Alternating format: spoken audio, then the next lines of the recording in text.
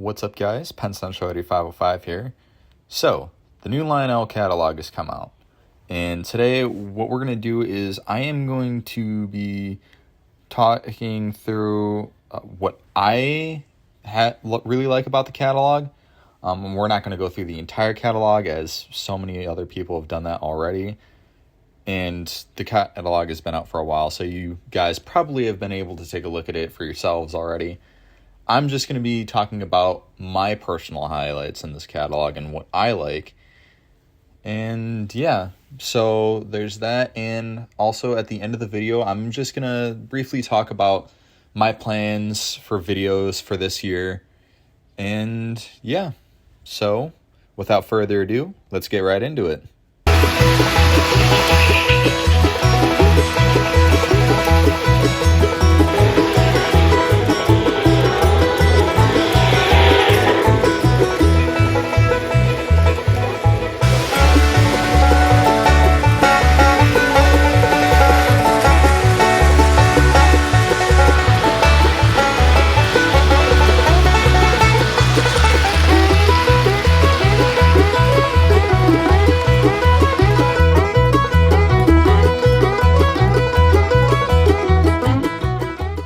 Alright, so first off, we're going to start with some of the legacy stuff.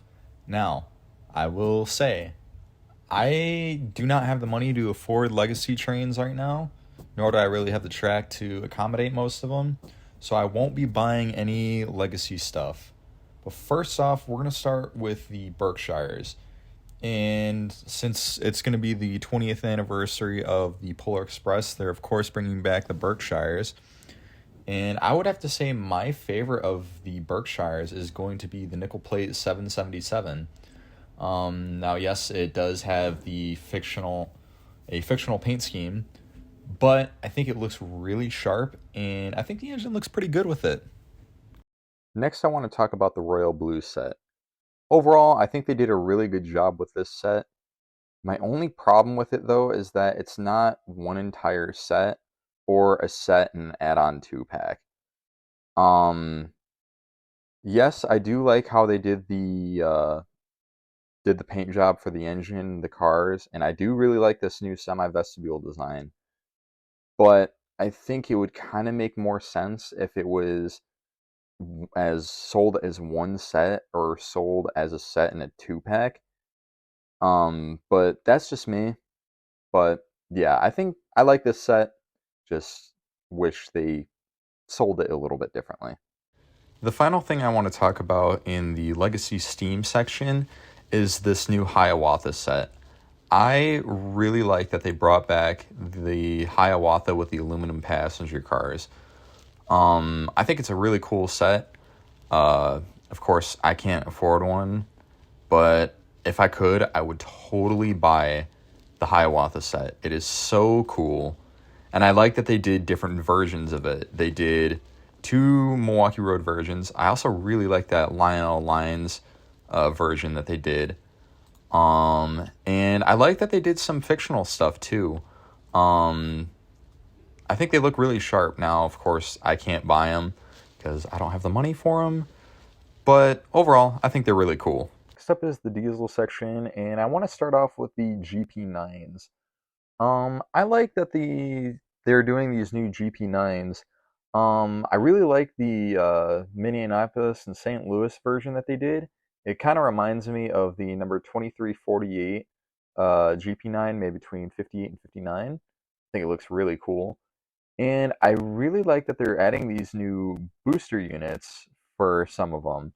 The Pennsylvania one has a booster unit, and the booster units are super base units, which, if you don't know, they add more sound. They don't have motors, but they add more sound to your engines. And I do really like these Conrail ones that they did as well. They did a couple early Conrail paint schemes, and the booster unit has a later paint scheme, and I think they look really, really sharp. Next, I want to talk about the CSX ES44 Heritage units. I'm going to say it, and I know not everybody will agree with me, but I like how these look. I really like the chassis system and the Chesapeake and Ohio paint schemes, and I also really like the Conrail paint scheme. And I think they did a pretty good job with them. Now I hope they get the blue right, because Lionel is kind of notorious for either getting the blue spot on or getting it way wrong. So yeah, let's hope they do it right. And I hope that when they do the ES44s next, they will do the rest of the CSX Heritage units.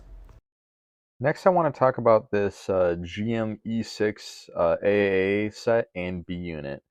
I think this is really cool, and I really like how they have these clear sides that they're doing, just like on the real World's Fair units. Now, of course, the insides you're going to be seeing are going to be very different from the real life counterpart.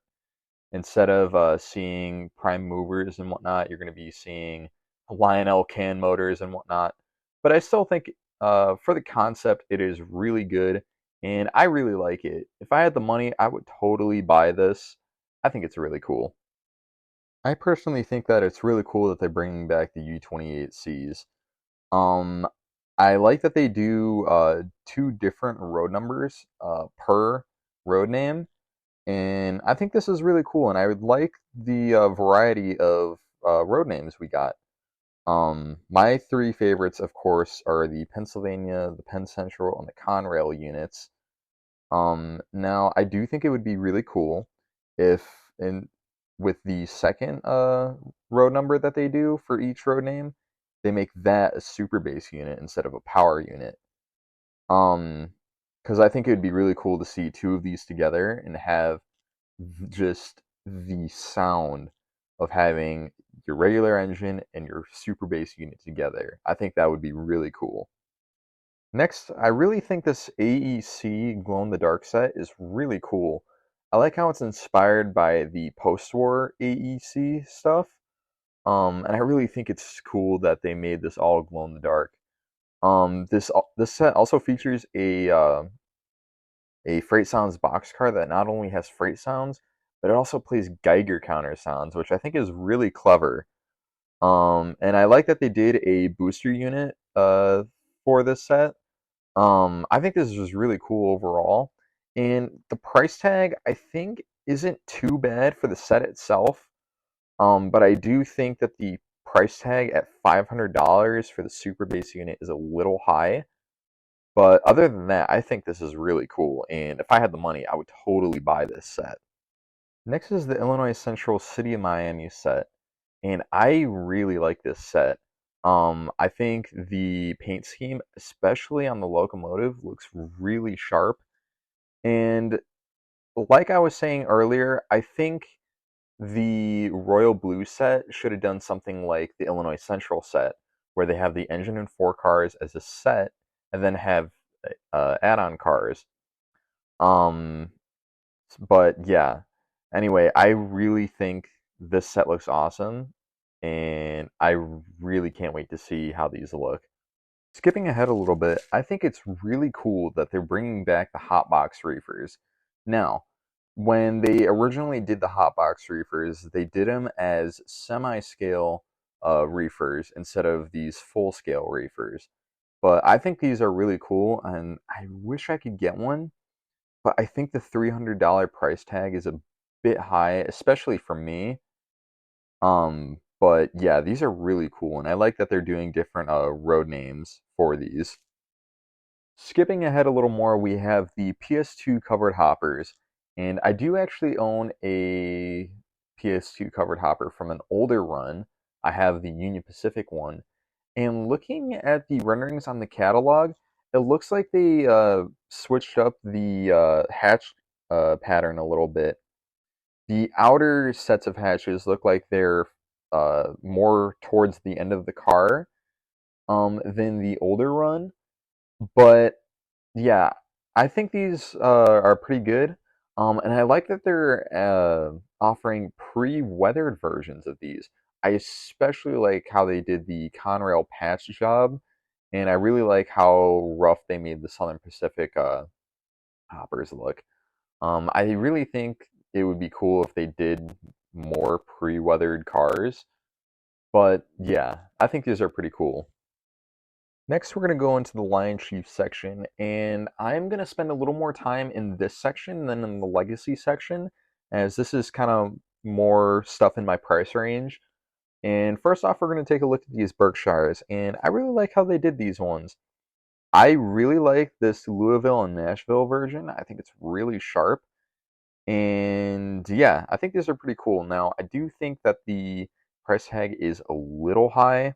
I think it would be a little more reasonable if this engine was maybe like $400 or $500 instead of $600. But overall, I think this is pretty cool. Next is the P42 Genesis locomotives. And I really like that they made these in a semi-scale form. I think Lionel should do more modern engines in semi-scale, and I think they should just do more engines in semi-scale in general. But yeah, going back to these, I really like how this engine looks in Amtrak's Phase 3 paint scheme. I think it actually looks pretty good in Phase 1 as well. And I also really like the MTA Conrail Heritage unit. I think it looks real sharp. And yeah, I wish I could afford one of these, but yeah, sadly I can't. Next is a familiar face, the Doodlebugs. Now, if you didn't know already, these Doodlebugs are reused MTH tooling, and I do actually have one of these from when they were still being made by MTH. I have the Chicago Northwestern version. Now, these are upgrades from the MTH versions. These not only have better sounds, but they also have Lion Chief 2.0, Lion Chief Plus 2.0 control, and smoke. Um, Now, I did do a little bit of research, and it turns out MTH, along with these powered Doodlebugs, they made a unpowered dummy unit that was just all passengers. There wasn't a baggage compartment, and I honestly really hope that Lionel got that tooling, so then they can make dummy cars to go with these. Skipping ahead a little bit, we're skipping the three theme sets. As you guys know me, I don't really like theme sets, but we're gonna go to the Prairie Freight set.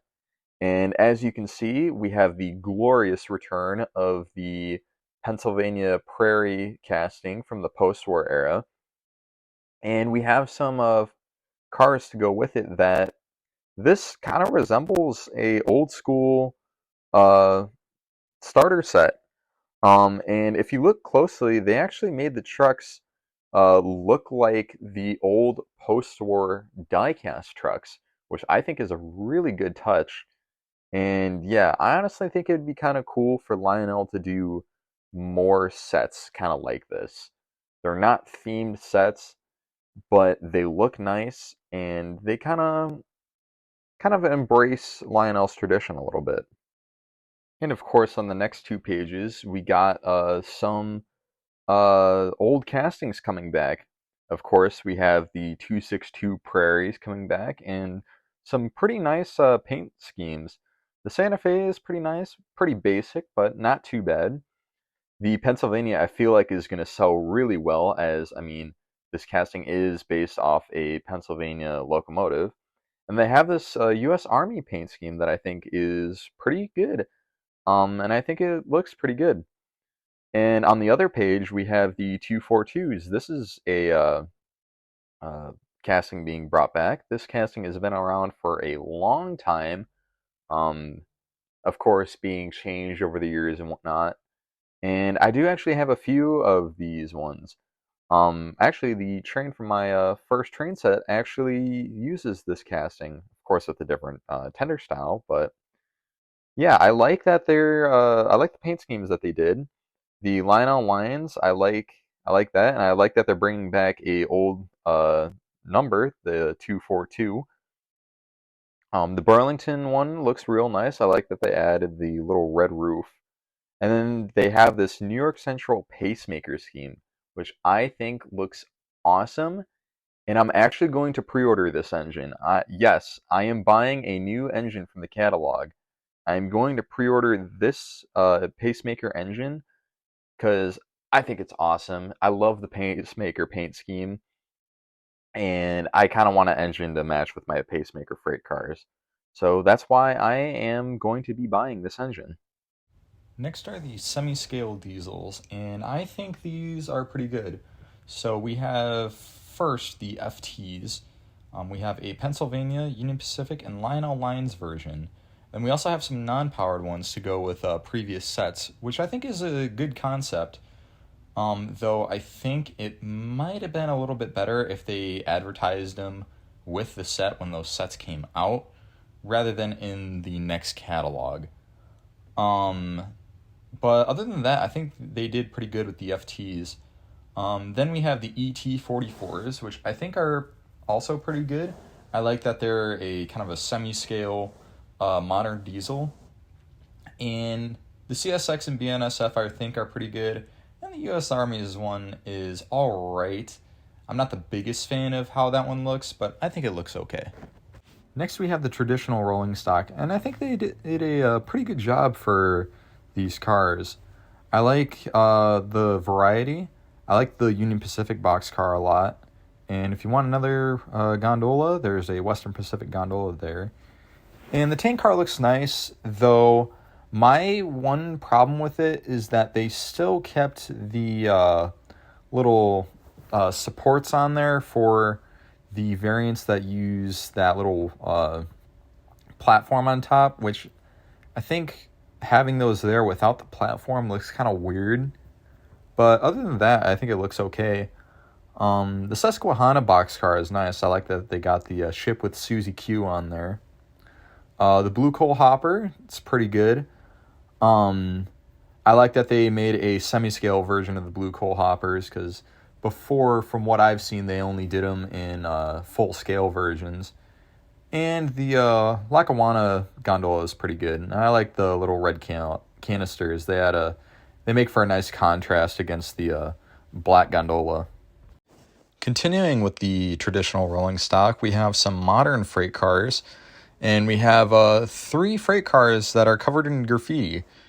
We have a high cube boxcar, a unibody tank car, and a auto rack. And I like the variety. And I think it's kind of neat that they're doing some graffiti cars. I think they should do more stuff like this. I know in a previous catalog they made a train that was all covered in graffiti. But I like that they did some graffiti cars with actual road names on them, not just a full set that has all fictional road names. Skipping right over to Christmas, we have a new Polar Express set. This year, the Polar Express will be 20 years old. So Lionel is making a special set that has a burgundy engine and some special passenger cars. And I like that they kind of changed it up a little bit. Instead of having 2 coaches and an observation car, they have a combine car, a coach, and an observation car. Now, yes, I know in the movie the Polar Express did not carry a combine car, but I still think it's a neat idea. And also they have a new tooling for the observation car, which we will see on the next page. And on the next page, you can see they're selling 3 different versions of the Legacy Polar Express. They have your standard black version in the middle. They have a nice blue version up top. And then on the bottom, they have the special burgundy version, as we saw in the set. And then also they have some new cars as well. These are not the special 20th anniversary cars. These are just standard cars. And as you can see at the top there, they're showing the new observation car tooling. Instead of having it more squared off like on the old runs of the set, it is now more rounded like in the actual movie, which I think is pretty good that they did that. Over to the next page, you can see they're doing a special Lion Chief set for the 20th anniversary of the Polar Express as well. It comes with a special tender that has both a light-up coal load and a light-up logo on the side, which I'm curious to see how they're going to do that. And then also all the cars on the burgundy stripe, it has kind of a glittery effect on it, which I think is a neat concept. And yeah, they're also doing a special illuminated boxcar as well, which also has sound, which I think is a pretty cool idea. And here on the next page, they're doing something that I know a lot of people are going to be happy about. They are making Lion Chief Plus 2.0 Polar Express Berkshires. And I think that's a really cool idea, and I like that they're doing that because it's kind of an upgrade from just the Lion Chief Polar Express engines. And yeah, I know a lot of people are going to be happy about that.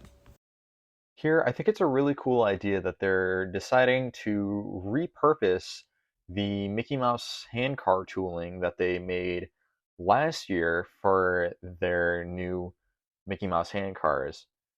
I like that they made these Polar Express versions because I think it's a really creative idea.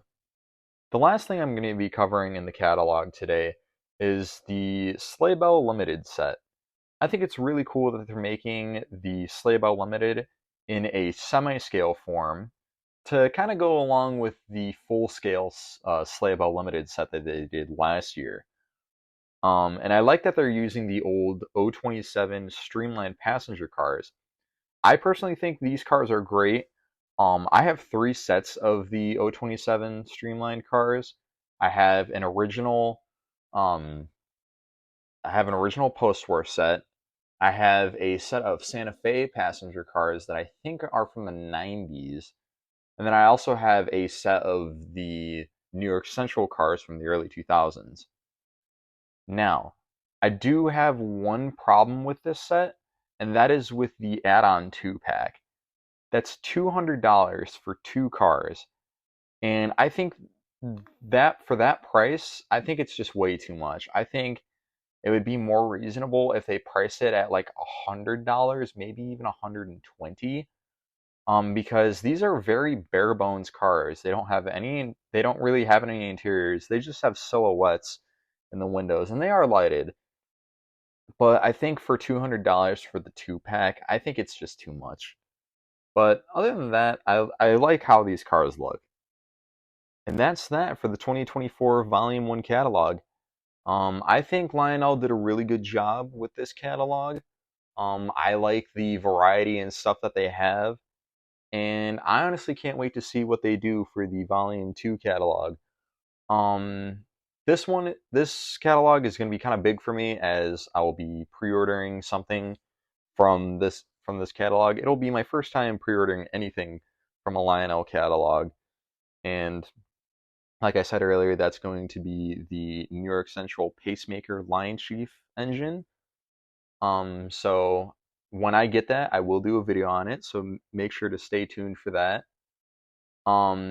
As for future plans for this channel, I do have a new video in the works right now. I will be reviewing the Union Pacific set made by Menards, so stay tuned for that. That should be out hopefully next week. I'm gonna try to continue with the uploading every Monday. Um, of course, if plans change, I will let you guys know. For videos, I definitely plan on doing more set reviews and more, um, what was it? And more running sessions. I do plan on doing some other fun stuff as well. I just don't know what to do yet. Um, and of course, at the end of the year, I will do a set of the year video, just like for 2023. Also, I don't know if I already said this, but when the Volume 2 catalog comes out, I will do a review on that as well. But yeah, I hope you guys had a wonderful day, and I hope you guys enjoyed this video. What did you guys think of the catalog? And you guys going to be ordering anything? If so, comment down below. Make sure to like, share, and subscribe. And I hope you all have a great day. This will be Penn Central 8505 out.